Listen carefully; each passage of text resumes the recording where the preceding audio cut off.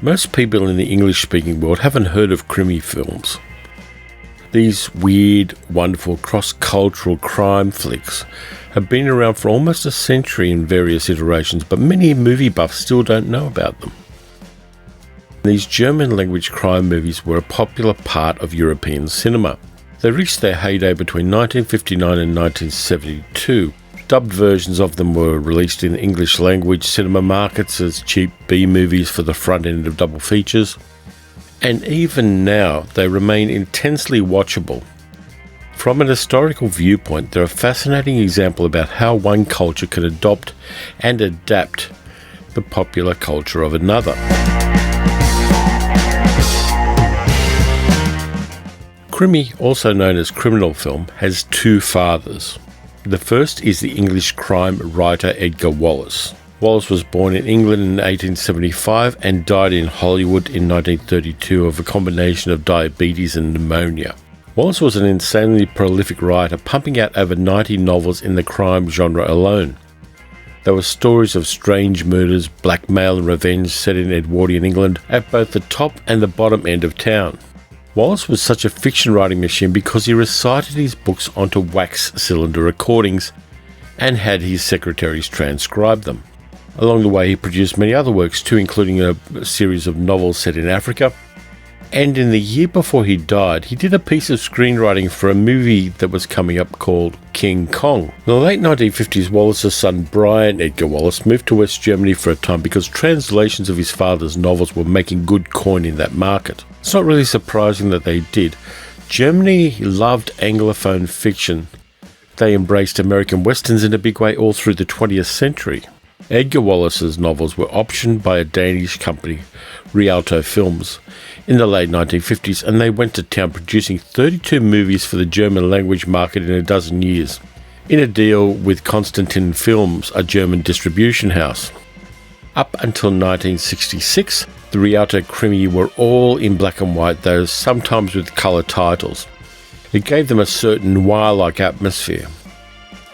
Most of the Rialto Krimis were directed by two guys, Alfred Vorer and Harold Reinl. Reinl in particular is an interesting guy. He made Krimifilms, documentaries, dramas, and German westerns before retiring to Tenerife in the 1970s, after being nominated for an Oscar for his bullshit ancient astronaut pseudo-documentary Chariots of the Gods. While in Tenerife, he was stabbed to death by his wife in 1986.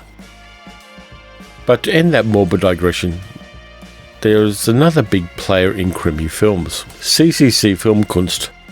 Seeking to emulate the success of the Rialto films, hooked up with Brian Edgar Wallace to use his novels to get on the Krimi bandwagon. They also brought out another famous German filmmaker, Fritz Lang.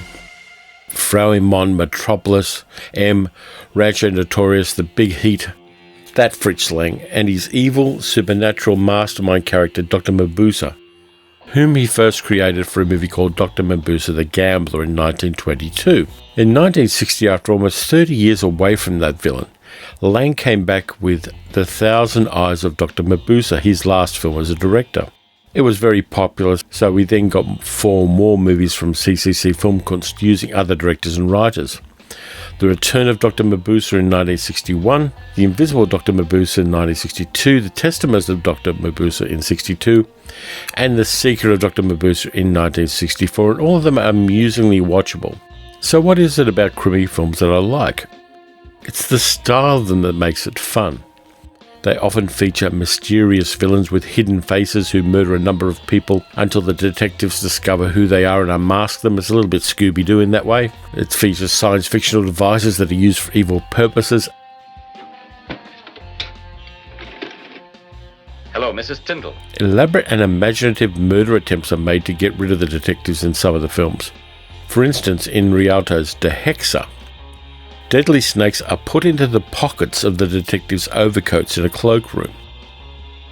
The settings of the films are palatial English manor houses and casinos and sleazy nightclubs with secret passageways, as well as the usual dingy, foggy alleys, all evoked with German locations and German language street signs. The women are beautiful, some of the men are too, but others have great character actor faces. The detective usually gets the girl and the villains usually die in horrible circumstances. Stop the hose! Stop that hose! Turn it off!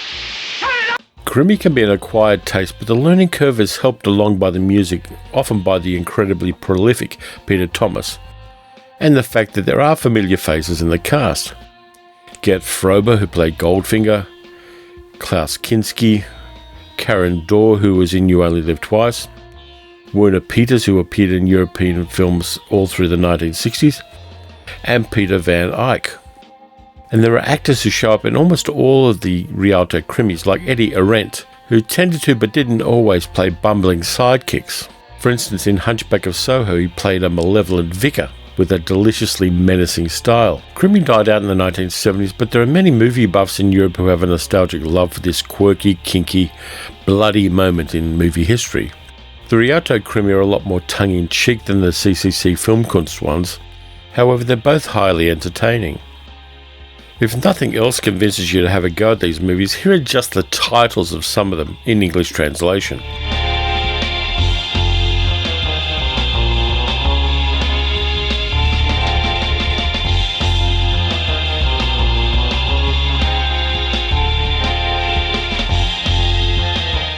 If you get a chance, give Krimi a go. Like many obscure movie genres, it can be a scavenger hunt to find copies of the films, but they're worth it. Dubbed and subtitled versions are available, and as streaming services become more numerous and eclectic, you may well find one turning up there, though there probably won't be with the big players like Netflix and Amazon Prime. Nonetheless, Krimifilms are worth seeking out and enjoying. They're not deep or serious, but they are incredibly entertaining. So thank you for watching. If you like this video, please consider subscribing and leaving a comment telling me what your favourite Krimi film is if you know the genre, or what other genre you'd like me to cover in a future video. In the meantime, look after yourselves, watch some good films, watch some bad films, watch some Krimi films, stay safe, and I'll be back soon with another video. I'll see you then.